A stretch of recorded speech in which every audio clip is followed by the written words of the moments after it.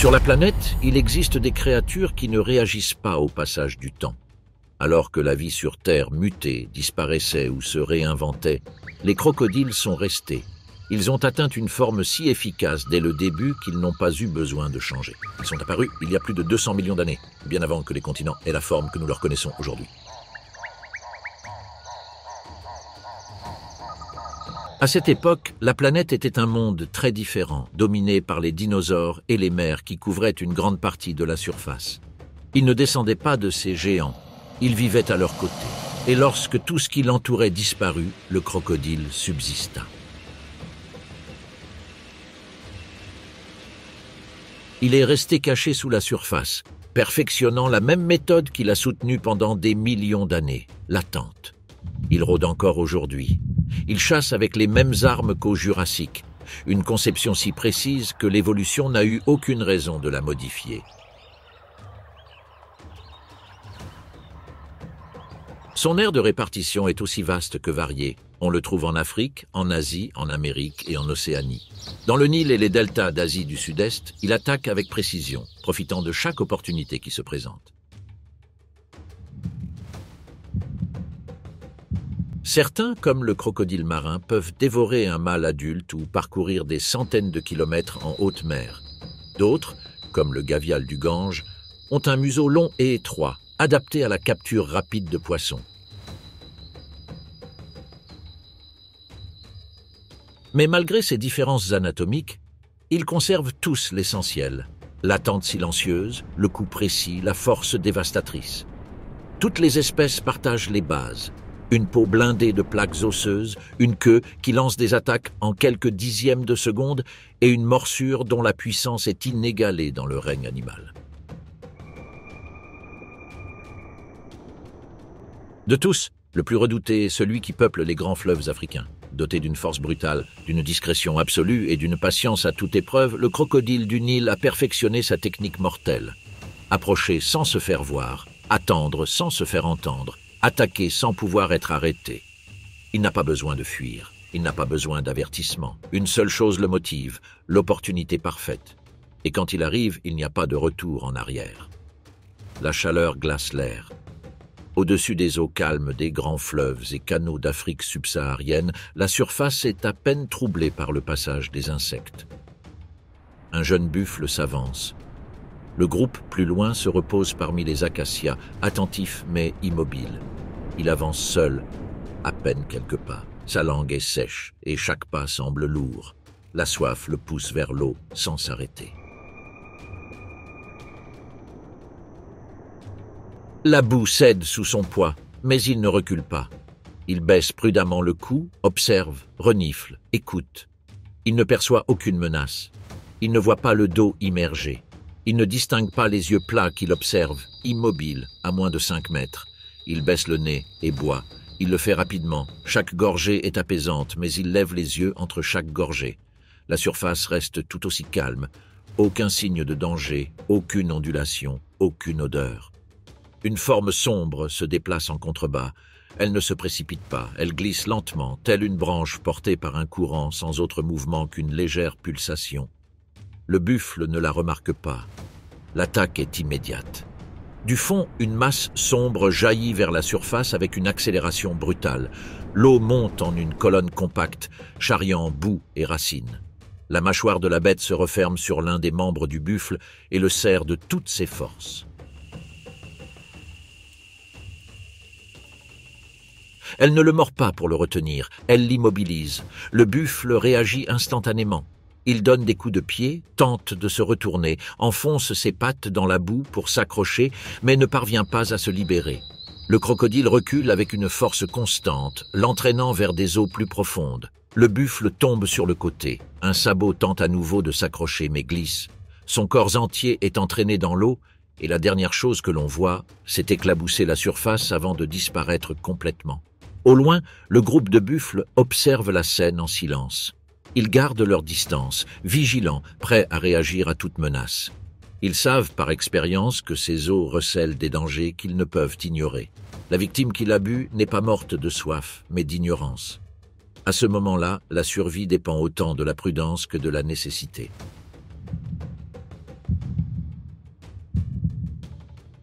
Après quelques minutes, l'eau se calme à nouveau et la surface retrouve son immobilité comme si de rien n'était.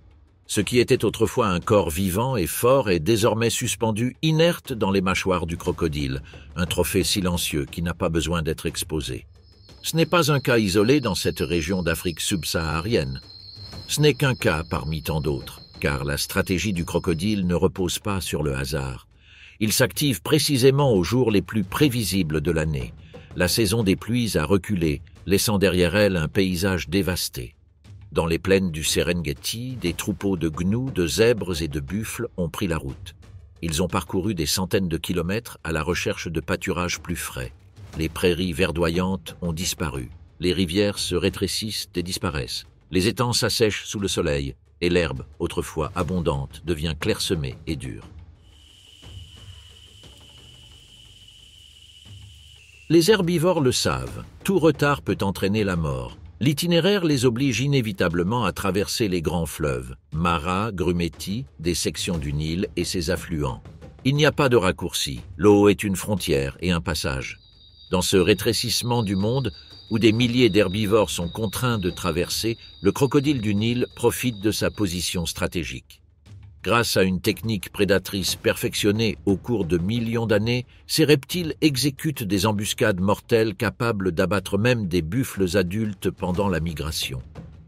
Pendant des jours, rien ne change à la surface. Le courant poursuit son cours, les roseaux ondulent au moindre souffle de vent, les berges conservent leur forme, mais en dessous, chaque mètre a son propriétaire.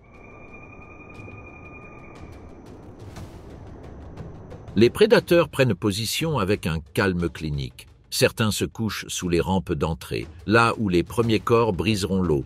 D'autres se bercent dans les bassins au courant lent, prêts à attraper quiconque est emporté par le désespoir. D'autres encore se positionnent aux sorties, là où des proies déjà fatiguées cherchent pied. Rien de ce qu'ils font n'est aléatoire.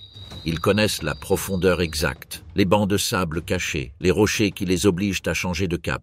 Il n'y a pas une stratégie. Il y en a plusieurs, simultanées, qui se chevauchent. Le premier troupeau hésite sur la corniche boueuse. On le pousse, on le craint, on le presse derrière lui. Un gnou bondit et la rivière écume. Derrière lui, l'avalanche. Les corps basculent sur le côté. Les jambes lâchent prise, les têtes émergent et disparaissent en une seconde. En bas, les mâchoires. Le premier contact est toujours un impact de pierre. Des dents coniques qui ne coupent pas, elles s'ancrent.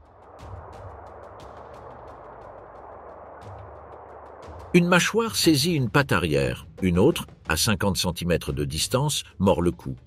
Puis il tire dans des directions opposées. Si l'animal est gros, il ne le déchire pas encore. Il le tire vers le fond. L'eau se referme sur la proie et le poids des crocodiles l'immobilise.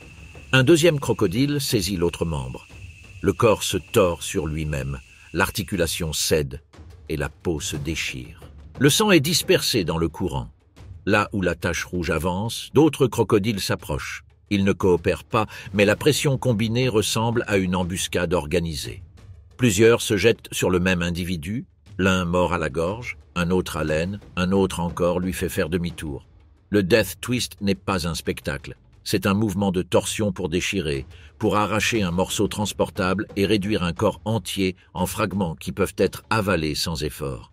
Ce qui était autrefois un canal étroit et calme devient un tourbillon de remous, de boue en suspension et de bulles éclatantes à la surface. Lorsque les mâchoires du crocodile se referment sur la chair vivante, elles l'écrasent sans pitié, déchirant la peau et brisant les os. La douleur est immédiate et intense, et le gnou répond par un cri profond et perçant qui transperce l'air et résonne cruellement. Dans les eaux tumultueuses, les crocodiles évoluent parmi les corps, à peine visibles.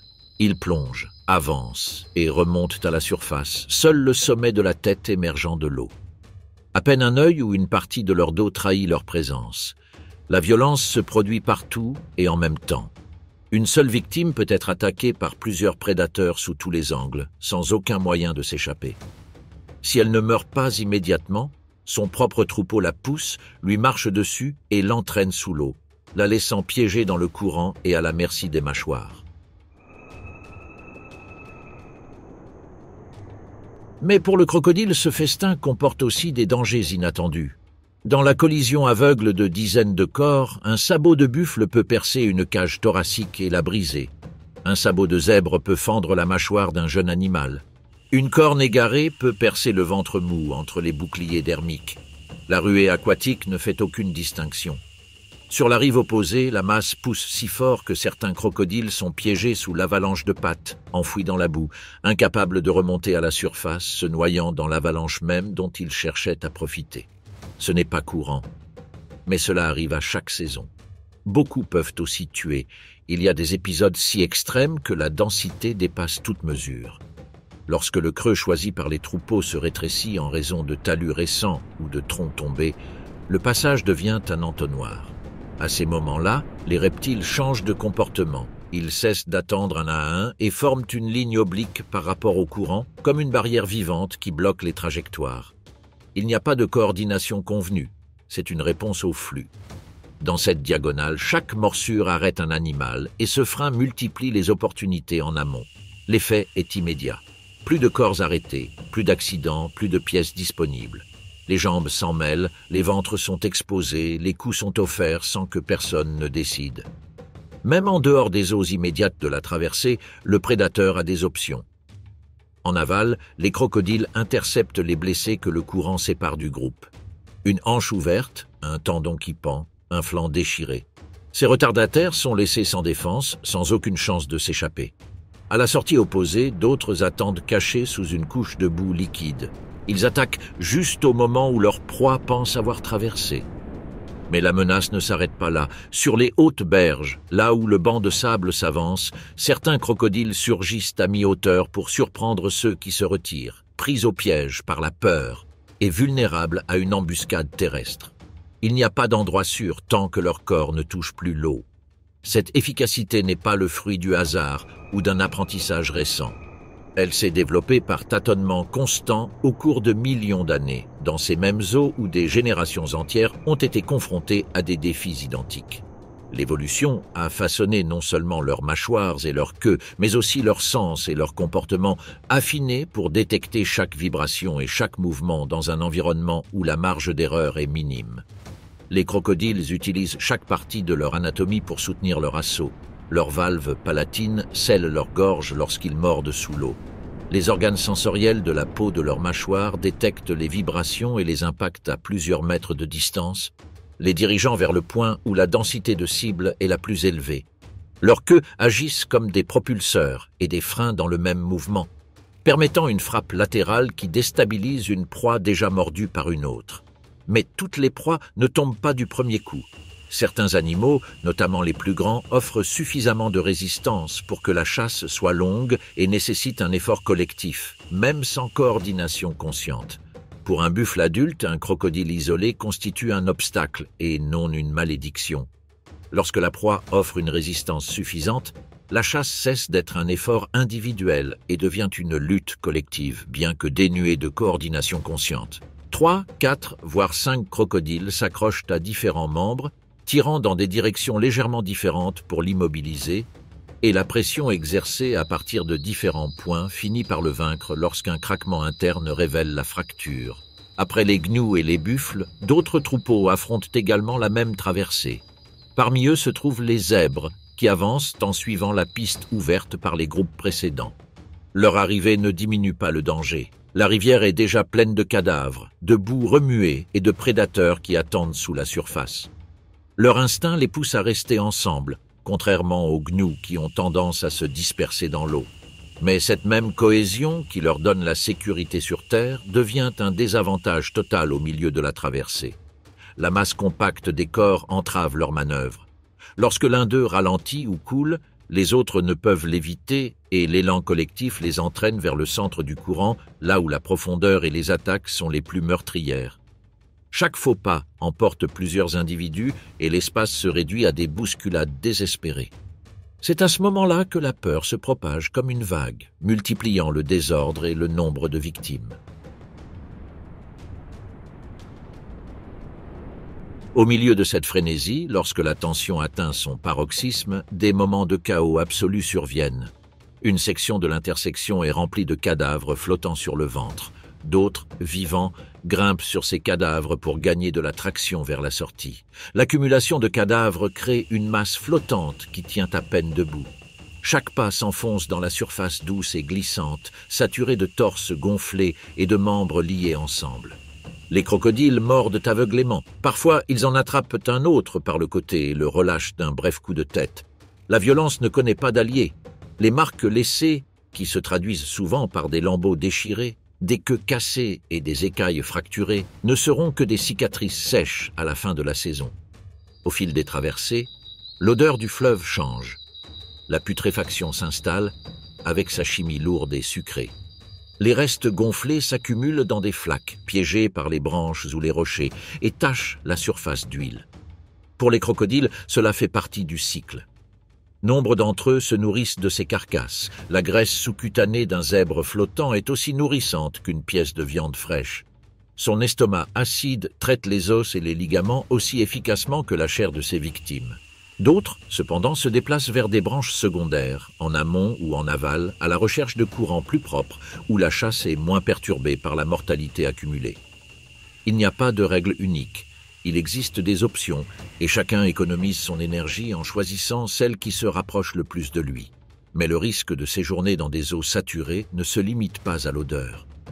L'accumulation de corps en décomposition transforme certaines sections de la rivière en points d'attraction pour les oiseaux charognards comme les marabouts et les vautours qui se perchent sans cesse aux mêmes endroits. L'activité de ces oiseaux à la surface révèle précisément où se concentrent les restes. Leur présence constante perturbe le calme, agite l'environnement et alerte les autres espèces, interférant avec la chasse. Pour les crocodiles, ces refuges ne sont plus utiles. À son tour, la décomposition consomme de l'oxygène. L'eau stagnante perd de l'air et les poissons halètent à la surface, épuisés. L'hypoxie progresse inexorablement. Ces grands prédateurs tolèrent mieux le manque d'oxygène que leur proie, mais même pour eux, déchirer autant de chair morte est inefficace. Sans plus attendre, ils décident de partir. Non par satiété, mais par calcul. Ils s'enfouissent dans des bancs chauds, où la boue retient la chaleur et où leur corps conserve leur mouvement. Ils digèrent au repos, la bouche entr'ouverte, une stratégie simple mais efficace pour dissiper la chaleur. Ils n'ont pas de glandes sudoripares ni de mécanisme de refroidissement actif. Ils ouvrent donc leur bouche comme une valve thermique, permettant à l'air de circuler et au corps de se réguler par évaporation passive. Mais ce répit est de courte durée. Le flot du troupeau continue pendant des jours, et avec lui, de nouvelles opportunités.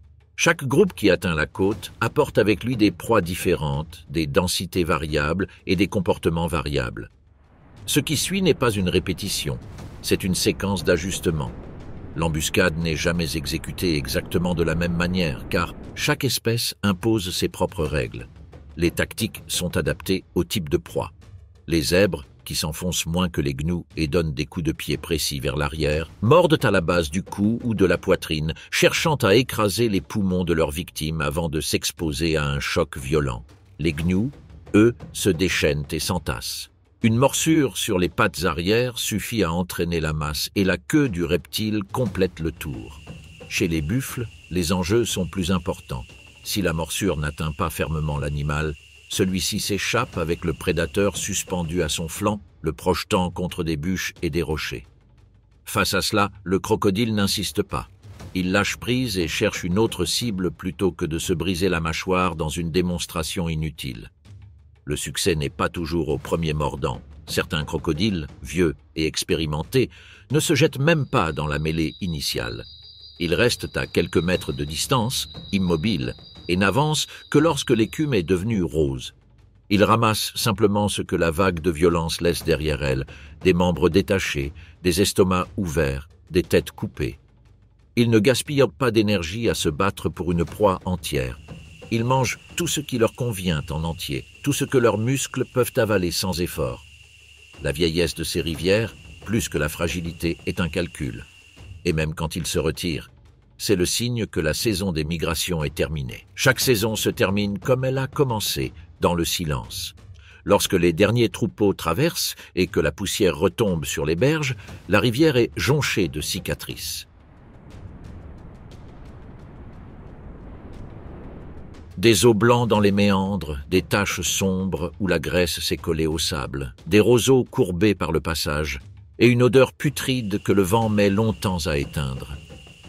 Les crocodiles flottent comme du bois coulé, leurs yeux à peine au-dessus de la surface, loin du sentier principal.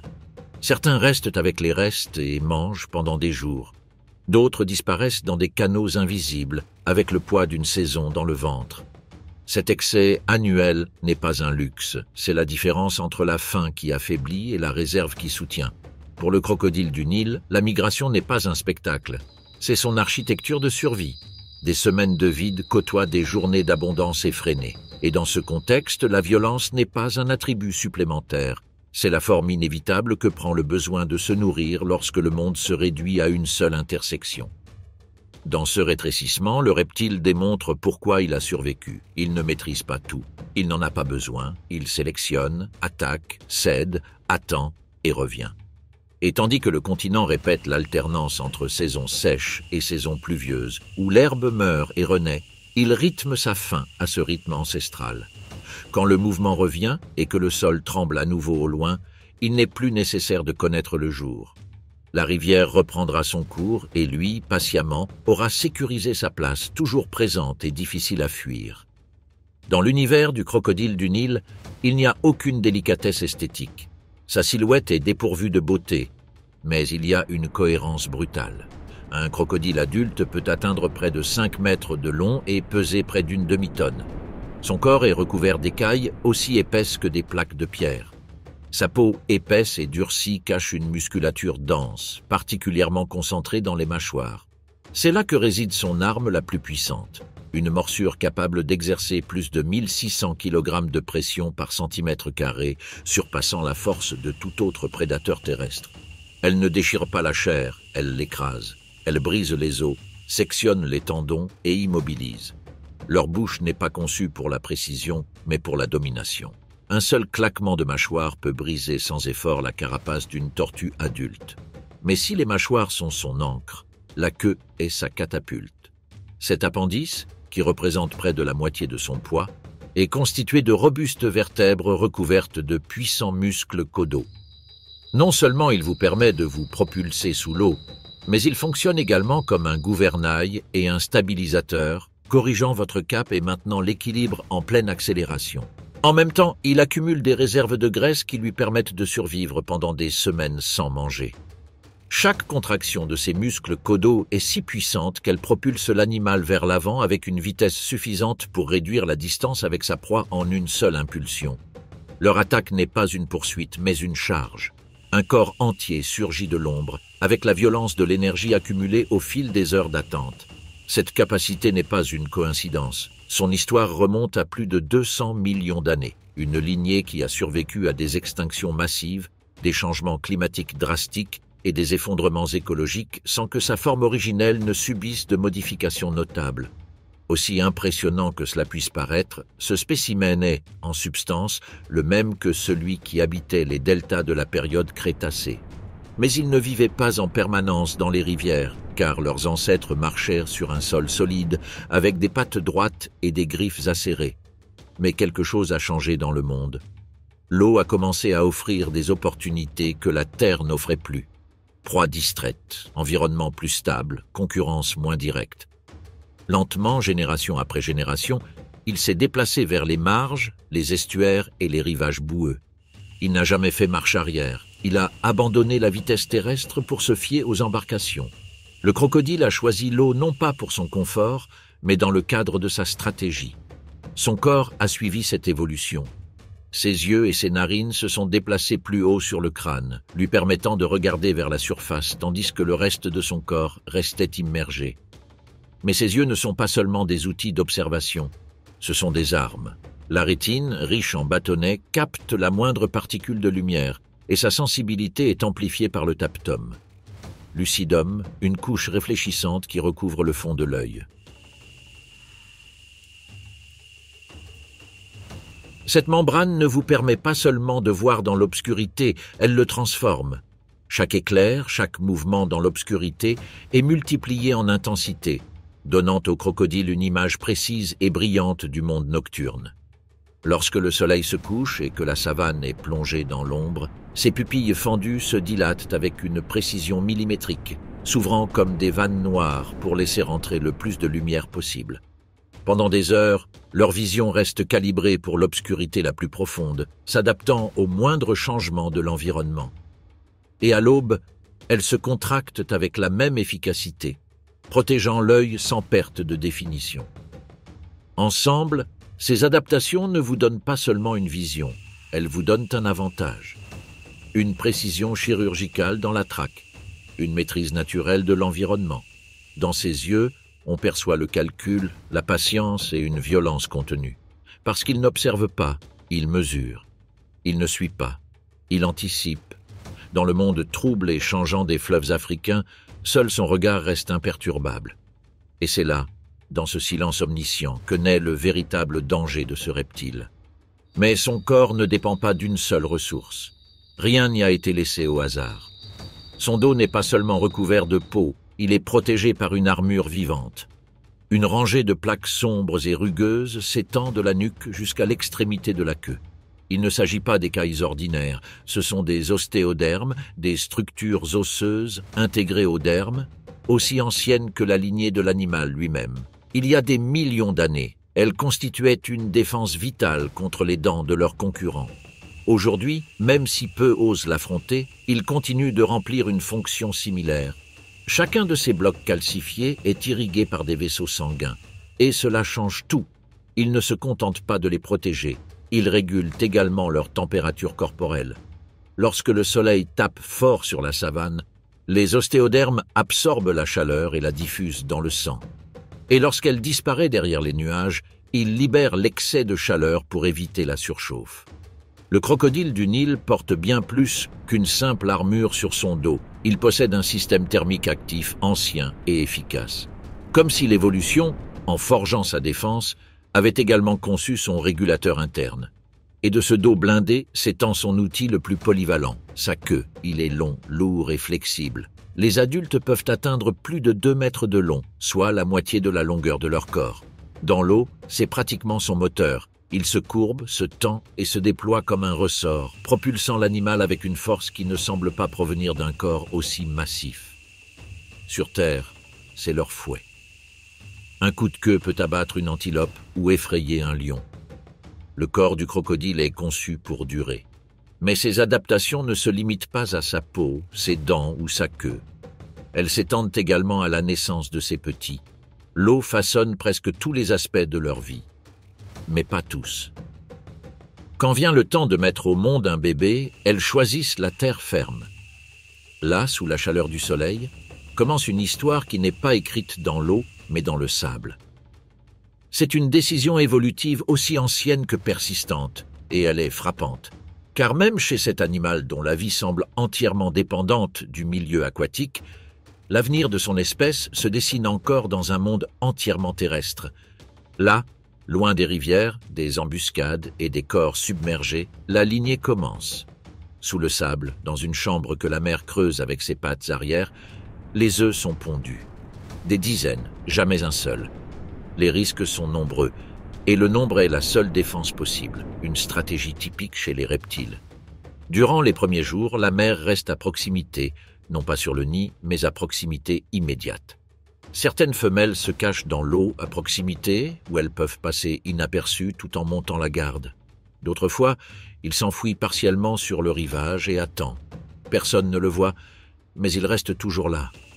L'incubation peut durer environ 3 mois, période durant laquelle les œufs sont vulnérables à de multiples menaces, varans, sangliers, chacals et oiseaux opportunistes. Compte tenu de tous ces facteurs, la femelle choisit un emplacement élevé, ensoleillé et bien abrité. C'est pourquoi, lorsque quelque chose s'approche, il attaque. Il n'est pas courant de voir un crocodile sortir de l'eau et se déplacer rapidement, mais une mère protégeant ses œufs est une exception féroce. Le plus extraordinaire dans ce processus, c'est que ce n'est pas la mère qui initie la naissance, mais le bébé qui l'annonce. De l'intérieur des œufs, ils émettent des couinements courts et vibrants qui pénètrent le sable. C'est le signal. La mère s'approche du nid, creuse délicatement et retire les œufs un à un avec sa mandibule. Certains sont déjà ouverts, d'autres non. Elle les tient et les transporte avec elle. En une seule journée, plus de 40 bébés peuvent être portés dans sa gueule. Il n'y a pas d'erreur, aucun doute. Bien que beaucoup de ces petits mesurent à peine 20 cm, ils sont tous reconnus et soignés. Ce soin, répété dans les fleuves, les lagunes et les estuaires de toute l'Afrique, prend forme concrètement dans un tronçon du Nil. Sur la rive et du fleuve, à la tombée de la nuit, une femelle rassemble ses 43 petits. Tous ne sont pas encore sortis de leur coquille. Certains tentent encore de s'en échapper. Elle attend sans les forcer. Puis il se dirige vers l'eau, descendant une petite pente. Il s'arrête brièvement, observe, corrige sa trajectoire et continue. Arrivé au bord de l'eau, il libère délicatement les nouveau-nés. Ils entrent dans le marigot et le mouvement commence. Les jeunes nagent, mais ne s'éloignent pas. Ils se déplacent en petits cercles, près du corps qui les a amenés là, presque comme s'ils suivaient un modèle invisible. Elle reste en place. Pendant des semaines, il patrouille la zone et réagit violemment à toute approche. Il agit ainsi parce que c'est son territoire et parce qu'il s'agit de sa progéniture. Et même si l'eau est pleine de dangers tels que des poissons voraces, des oiseaux de proie et même d'autres crocodiles adultes, leur présence réduit les pertes. Ce niveau de soin est inhabituel chez les reptiles. Chez de nombreuses autres espèces, comme les serpents, l'indépendance est immédiate. Les jeunes naissent seuls, sans protection, sans contact avec leurs parents ou d'autres membres de leur espèce, sauf pendant les périodes de chaleur. Mais même ici, dans l'un des rares cas où il y a une protection initiale, tout a une limite. Après les premières semaines, la vigilance diminue, les bébés crocodiles se dispersent et le lien s'affaiblit. Il n'y a plus de protection constante. Il n'y a plus de place pour la fragilité. L'étang respire sous un soleil qui brûle comme des braises. L'eau, trouble comme de la boue liquide, cache tout ce qui bouge sous sa surface. Le bourdonnement des insectes remplit le silence, mais il y a un autre son, plus faible, presque imperceptible, un bruissement de feuilles sèches parmi les buissons. Un éclair d'yeux ambré brille dans l'ombre, immobile, observant sans que personne ne le remarque. Au bord de l'étang, un bébé crocodile du Nil, d'à peine 1 mètre de long, rôde. La peau squameuse, encore douce par rapport à celle d'un adulte, reflète la lumière par taches vertes et grises. Ses mouvements sont maladroits mais instinctifs. Il n'a pas appris à chasser, il l'a hérité. Les yeux petits mais perçants s'élèvent à peine au-dessus de l'eau, fixés sur un impala juvénile s'approchant pour boire.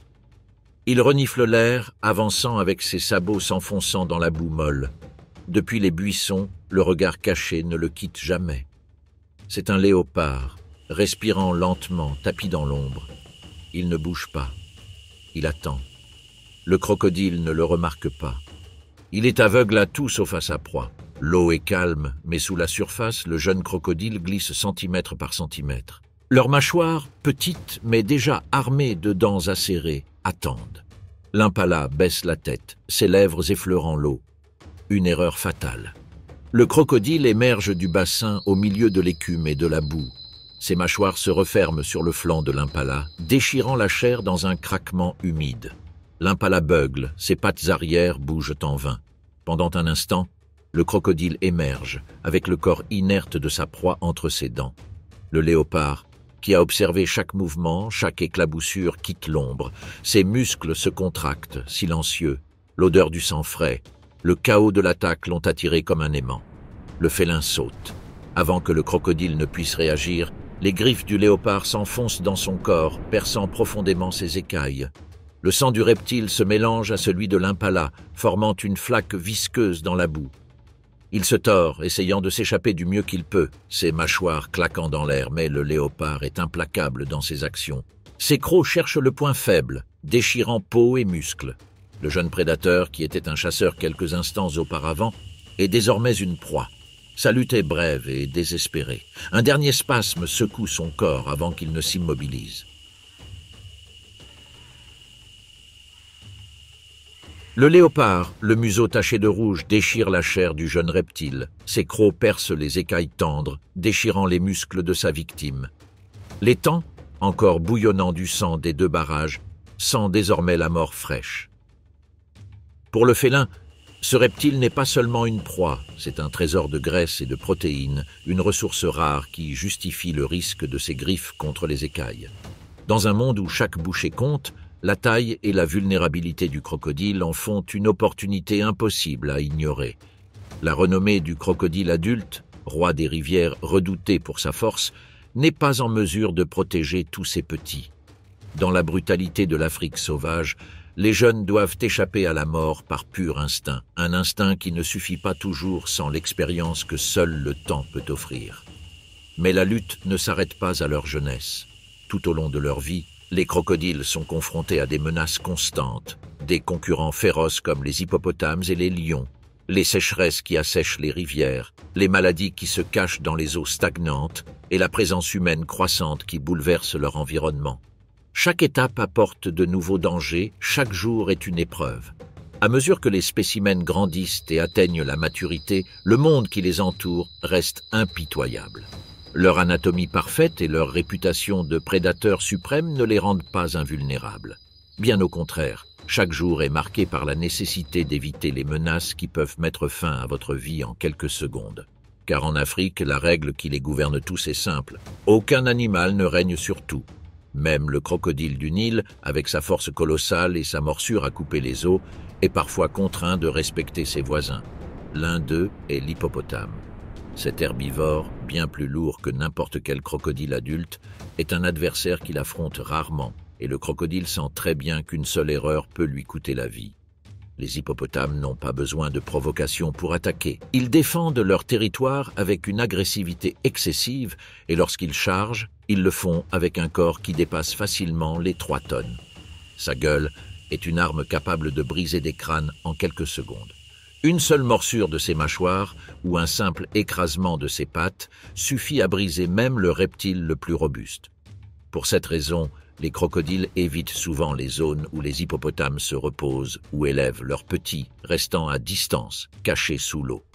Mais il n'est pas le seul qu'ils craignent. Dans cet écosystème partagé, d'autres titans imposent également leurs règles. L'éléphant est un autre géant qui impose le respect. Sa taille monumentale et sa force brute font de toute confrontation un échec assuré pour le crocodile. Pourtant, elles coïncident rarement suffisamment pour qu'un conflit direct survienne. Le traqueur de rivière préfère céder du terrain plutôt que de risquer une confrontation qui pourrait lui coûter la vie. Mais ce ne sont pas seulement les animaux qui la menacent. L'environnement lui-même est un défi constant. La chaleur incessante de l'Afrique est aussi mortelle que les prédateurs les plus féroces. Peau du crocodile, recouverte d'ostéoderme, ne le protège pas complètement du soleil brûlant. S'il reste exposé trop longtemps, la déshydratation et la chaleur excessive peuvent le tuer. C'est pour cette raison qu'il passe la majeure partie de la journée immergé, seuls ses yeux et ses narines étant visibles, tout en évitant les radiations directes. L'eau, en plus d'être leur terrain de chasse, est leur refuge contre un climat qui peut devenir leur pire ennemi. La faim est une autre menace constante. Même si l'on pourrait croire que le crocodile, avec sa taille imposante, a besoin de se nourrir quotidiennement, la réalité est bien différente. Ces reptiles sont conçus pour supporter de longues périodes sans nourriture. Un crocodile adulte peut rester des semaines, voire des mois, sans manger, ce qui est impensable pour un prédateur terrestre de sa taille. La clé réside dans leur physiologie. Contrairement aux mammifères, les crocodiles sont des animaux à sang froid, ce qui signifie qu'ils n'ont pas besoin de dépenser d'énergie pour maintenir une température corporelle constante. Leur métabolisme est extrêmement efficace, capable de conserver l'énergie pendant de longues périodes. De plus, lorsqu'il mange, il le fait en quantité colossale. Une proie de grande taille peut le rassasier pendant des semaines. Cette combinaison d'un métabolisme lent et de la capacité à stocker des réserves de graisse lui permet de survivre dans un environnement où la nourriture n'est pas toujours garantie. Cependant, cette capacité à jeûner a un prix. Lors de périodes prolongées sans nourriture, le crocodile réduit son activité au minimum. Il devient plus lent, plus vulnérable.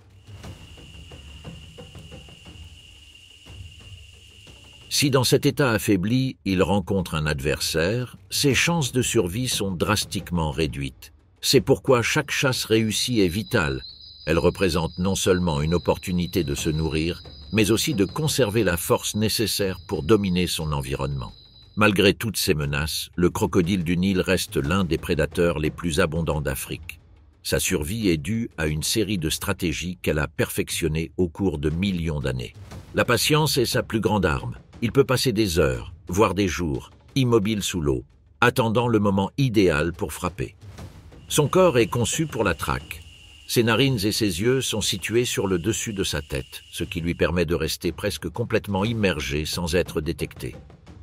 À l'approche d'une proie, le crocodile n'hésite pas. Il attaque à une vitesse explosive, fermant ses mâchoires avec une force dévastatrice qui ne lui laisse aucune chance de s'échapper. Cette stratégie, combinée à son opportunisme, lui a permis de s'adapter à toutes les circonstances. Si la rivière s'assèche, il s'enfouit dans la boue et attend le retour des pluies. Si les proies se font rares, il se contente de petits animaux comme des oiseaux, des poissons ou même des charognes. Son régime alimentaire flexible est une autre raison de son succès. Il ne dépend pas de proies spécifiques, ce qui lui donne un avantage dans les écosystèmes changeants. La reproduction joue également un rôle fondamental dans la survie de l'espèce. Chaque femelle pond des dizaines d'œufs, sachant que seule une fraction atteindra l'âge adulte. Ce nombre élevé de descendants compense les pertes causées par les prédateurs et assure la stabilité de la population. Mais la raison la plus importante de sa permanence est peut-être sa capacité à éviter les conflits inutiles.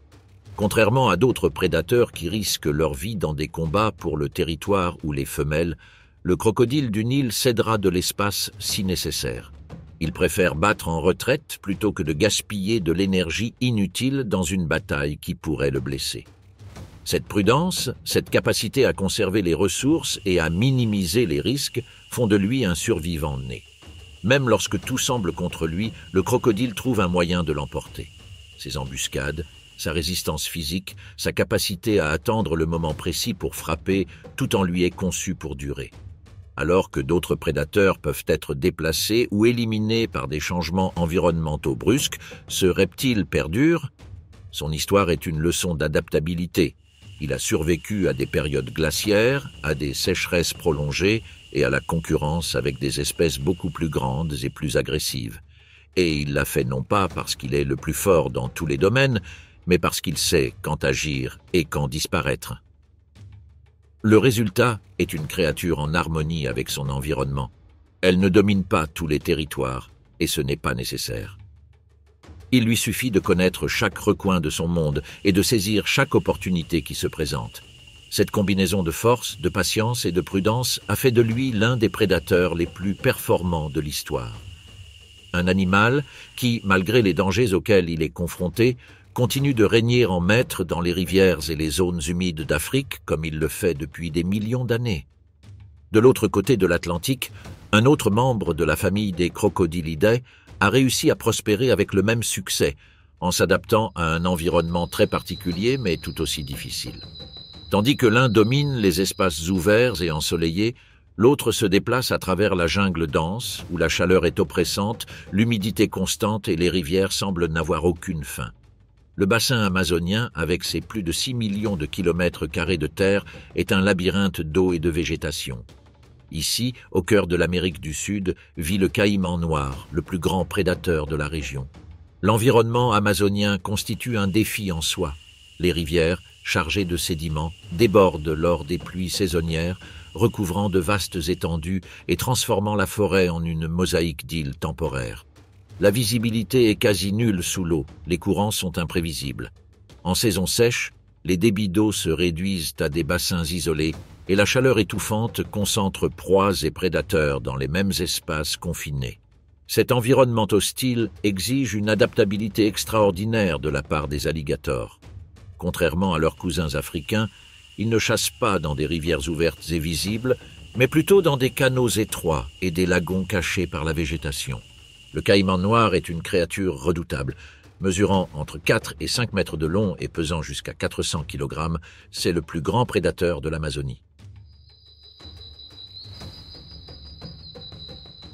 Sa couleur sombre lui permet de se fondre dans l'eau trouble et les ombres de la jungle, le rendant presque invisible pour ses proies. Chasseur solitaire et patient, il peut rester immobile pendant des heures, seuls ses yeux et ses narines étant visibles, jusqu'à ce que sa proie s'approche trop près. Il attaque alors avec une force débordante qui ne lui laisse aucune chance de s'échapper. Cependant, Sa taille et sa réputation ne le rendent pas invulnérable. Parmi ses menaces les plus constantes figure le jaguar, le félin le plus puissant des Amériques. Contrairement à leurs cousins africains, les caïmans noirs doivent rester vigilants, même sur Terre.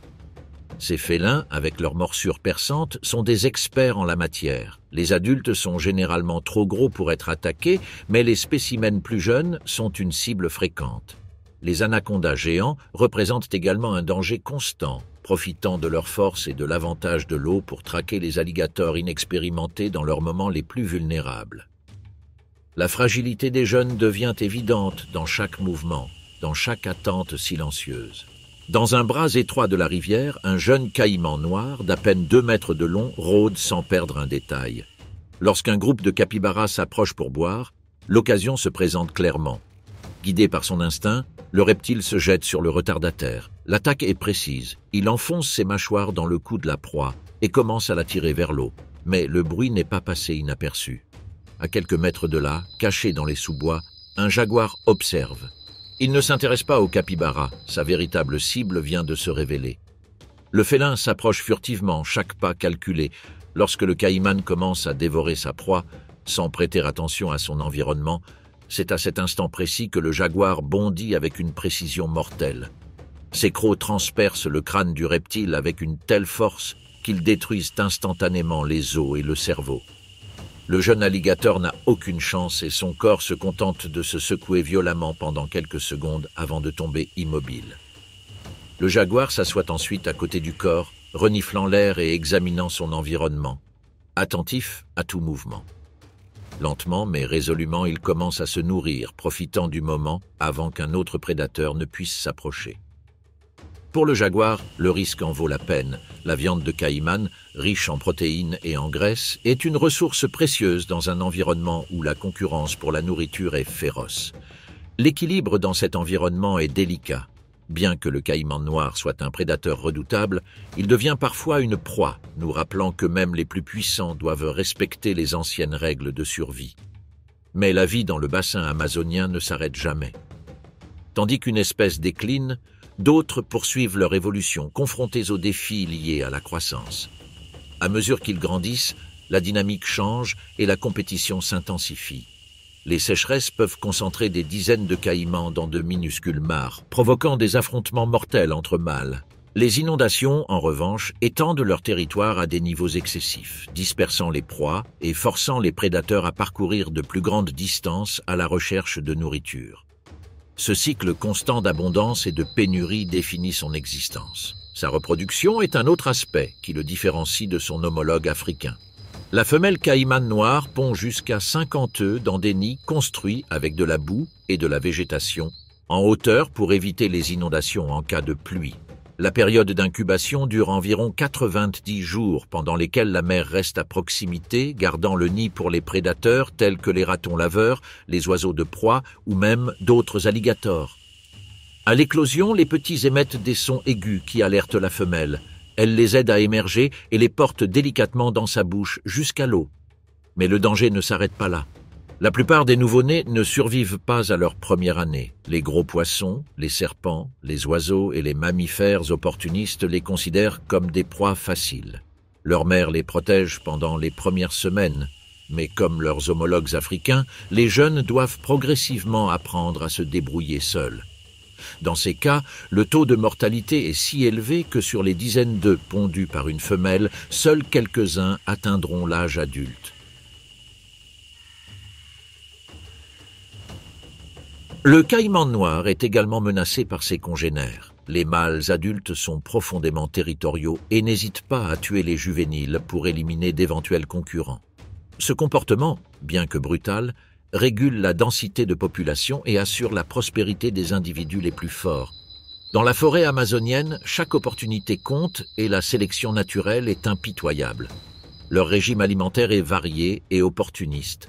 Des poissons et oiseaux aux mammifères comme les tapirs et les cerfs, tout ce qu'ils peuvent attraper est à leur menu. Cette flexibilité alimentaire est l'une des clés de sa réussite. Lorsque les grosses proies se font rares, il peut se nourrir d'animaux plus petits, voire de charognes. Son métabolisme lent, typique des reptiles à sang froid, lui permet de supporter de longues périodes de famine. Il peut passer des semaines sans manger, minimisant son activité pour conserver son énergie. Lorsqu'il attrape enfin une grosse proie, il la dévore en entier, stockant ainsi suffisamment de nourriture pour survivre encore longtemps.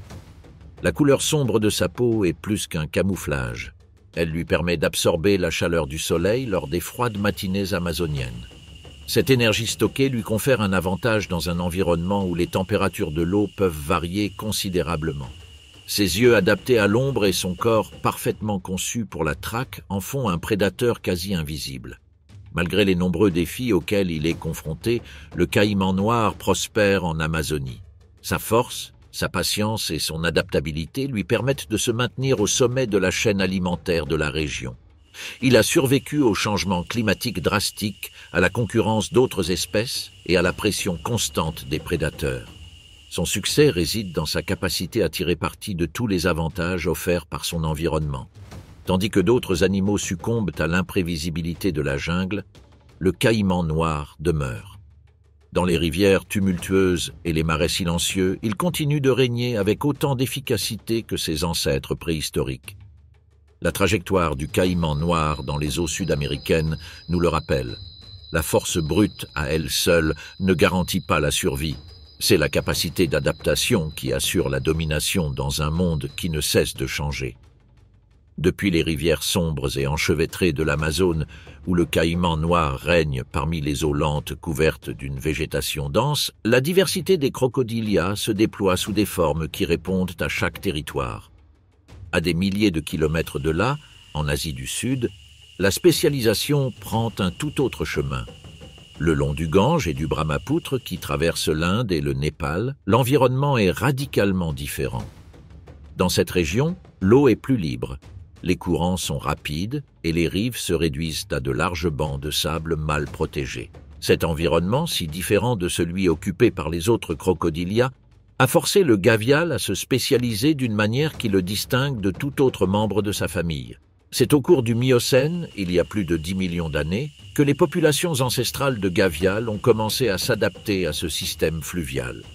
Contrairement aux jungles marécageuses de l'Amazonie ou aux fleuves africains regorgeant de grands mammifères, les voies navigables asiatiques offraient un autre type de défi, des proies petites et insaisissables.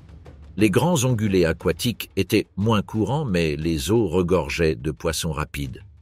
Dans ce contexte, le gavial a abandonné la force brute pour se spécialiser dans la précision. Son long museau extrêmement fin est devenu un outil hydrodynamique parfait pour fendre l'eau avec une résistance minimale et attraper les poissons avant qu'ils ne puissent réagir. Le crâne du gavial est l'une des structures les plus spécialisées de tous les crocodiliens.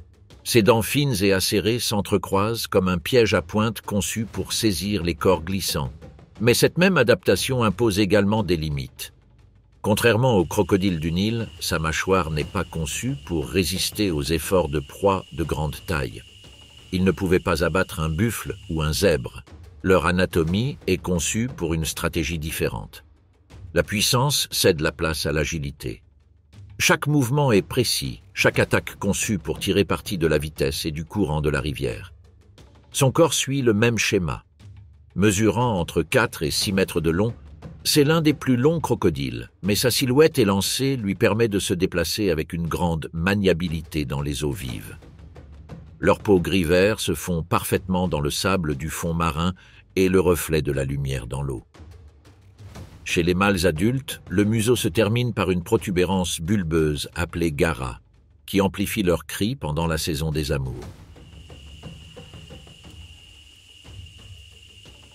Cette caractéristique est unique et sert à attirer les femelles dans un environnement où le son se propage facilement sur les surfaces ouvertes des rivières. Le gavial ne se comporte pas comme les crocodiles agressifs qui guettent les grands mammifères. C'est un piscivore spécialisé. Sa vie est centrée sur la traque silencieuse et la chasse précise. Il passe des heures immobiles jusqu'à ce qu'un banc de poissons s'approche suffisamment près. Il exécute alors un mouvement latéral ultra rapide, balayant l'eau avec son museau et attrapant sa proie en un instant. Il ne le déchire pas. Ses dents ne sont pas faites pour déchirer. Il le met dans son museau et l'avale tout entier, évitant ainsi de gaspiller son énergie dans des luttes prolongées. Un banc de carpes nage sans se soucier du courant dans l'un des bras du Gange. L'eau est claire et vive, charriant feuilles et petites branches en aval. Entre les sédiments et le reflet du soleil, le gavial attend, complètement immobile. Leurs yeux, à peine visibles au-dessus de la surface, observent chaque éclat argenté du poisson. Pendant quelques minutes, on dirait qu'il s'agit d'une simple branche, emportée par le courant. Puis, sans prévenir, un mouvement brusque de son museau rompt le silence. Le jet d'eau est bref, mais mortel. Un poisson est pris entre ses dents entrelacées.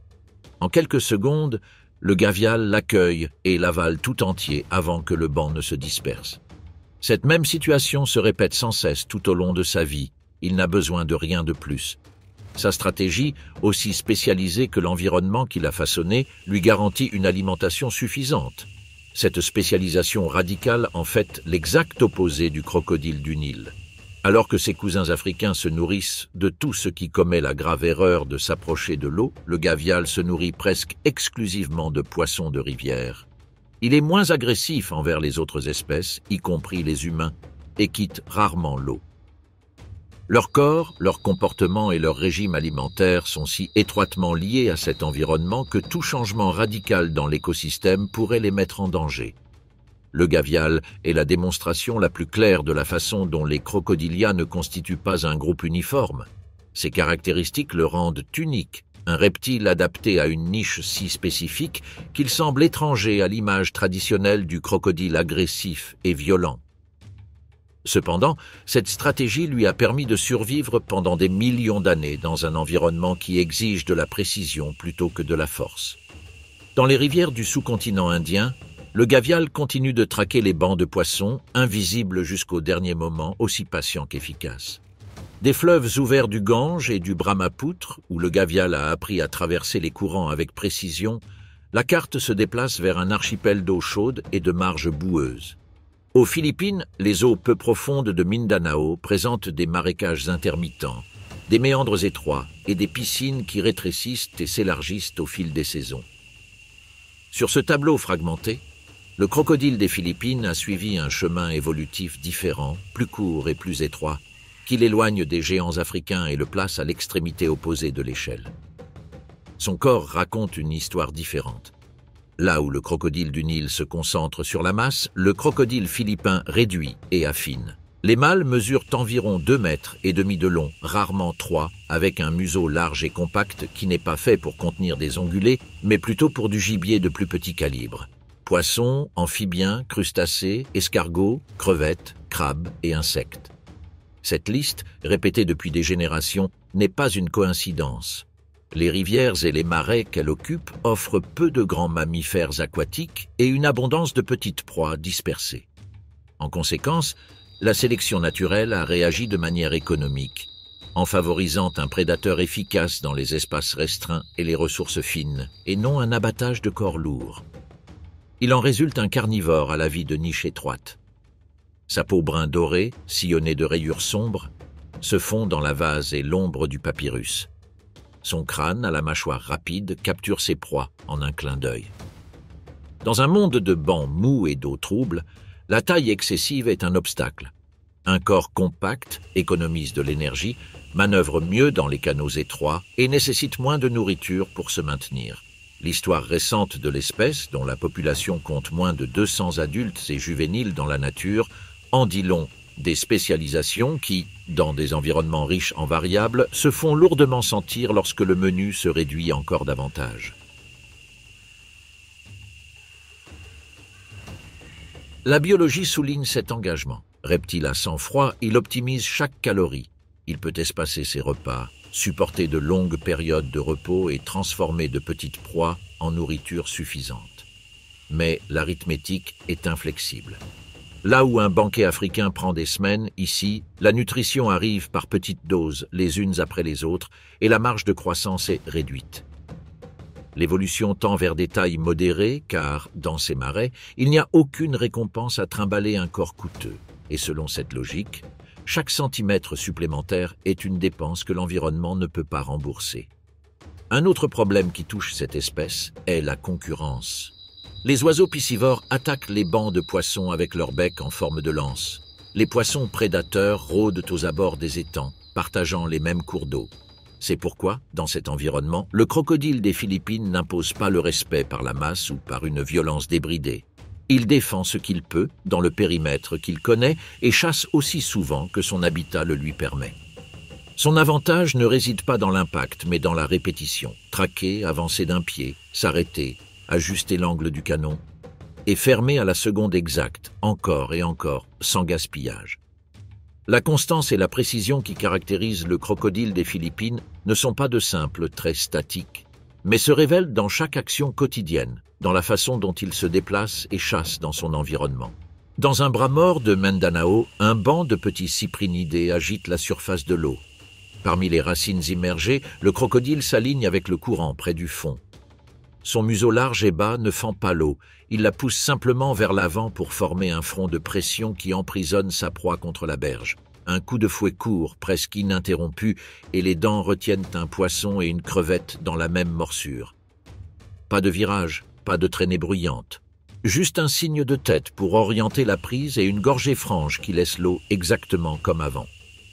Quelques minutes plus tard, il répète la séquence, remportant de petites victoires là où d'autres chercheraient une seule attaque. Ce mode de vie détermine leur avenir. Un menu de petits plats permet de subvenir aux besoins de l'individu, mais ne multiplie que rarement significativement la population. Les jeunes, nés sur les plages basses et les vasières, partagent la scène dès le départ avec les oiseaux, les poissons plus gros et d'autres reptiles.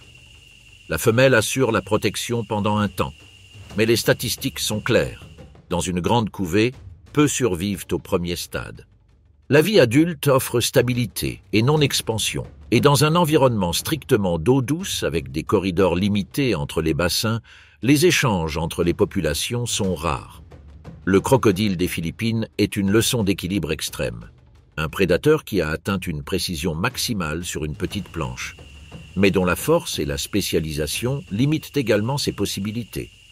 Alors que ses parents détruisent les herbivores et transforment une rivière en mousse rouge, ce reptile maintient sa biologie en se basant sur des prises plus petites et une comptabilité métabolique rigoureuse. Ce n'est pas une erreur de l'évolution, c'est une réponse exacte à un environnement qui n'a jamais offert plus que sa juste part. Et dans cette fidélité au lieu, leur destin se joue à une autre échelle, loin du bruit, avec la patience de celui qui sait que chaque bouchée compte. Depuis les rivières des Philippines, où le crocodile des Philippines lutte pour survivre dans des cours d'eau de plus en plus fragmentés, l'échelle change complètement lorsqu'on atteint le nord de l'Australie. Là, dans le vaste territoire du Nord, la chaleur est constante et la frontière entre l'eau et la terre s'estompe entre les mangroves, les estuaires et les embouchures des rivières. Dans cet environnement tropical, où les rivières se connectent directement à la mer, le crocodile marin le plus grand de la planète survit. Contrairement à son homologue philippin qui se limite aux rivières intérieures et a diminué au fil du temps, le crocodile marin a suivi le chemin inverse. Il a grandi. Avec des spécimens dépassant les 5 mètres de longueur et certains individus exceptionnels atteignant presque 7, et un poids pouvant dépasser 1 tonne, c'est une présence intimidante qui domine complètement son environnement. Son corps, recouvert d'épais ostéodermes, lui offre non seulement une protection contre des prédateurs inexistants, mais lui permet également de résister sans broncher aux coups et aux attaques de proies désespérées.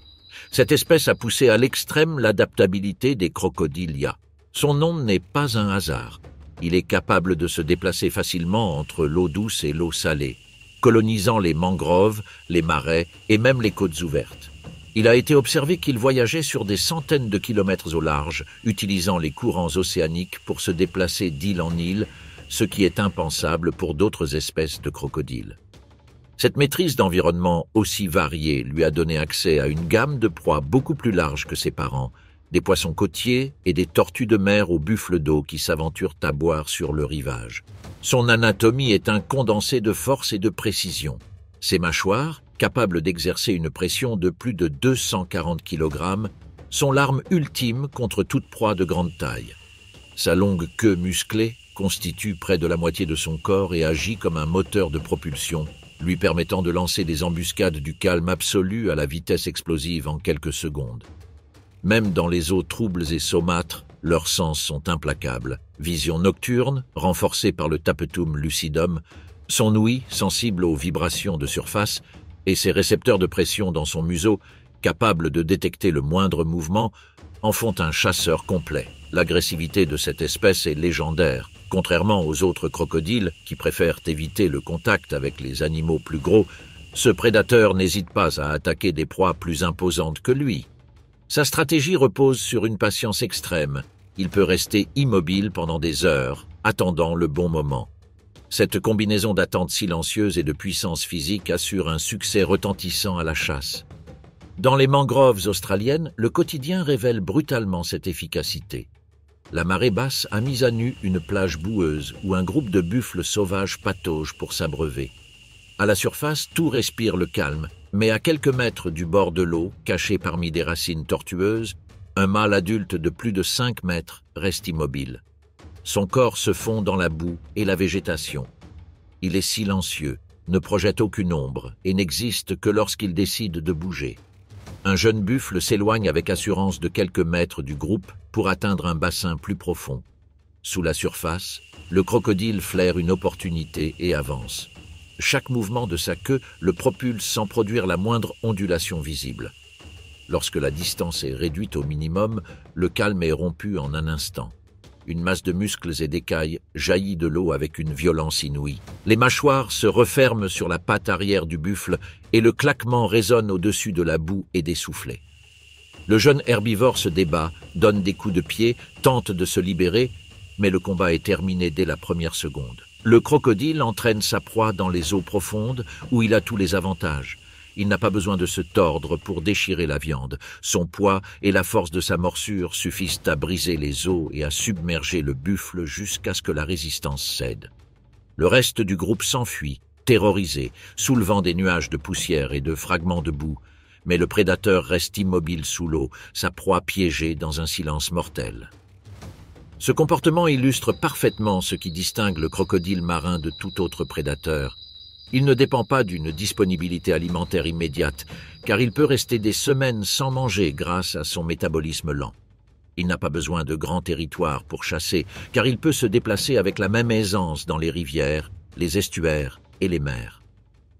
Et il n'a pas d'ennemi naturel. Sa taille, sa force et son comportement opportuniste en ont fait le sommet incontesté de chaque écosystème qu'il habite.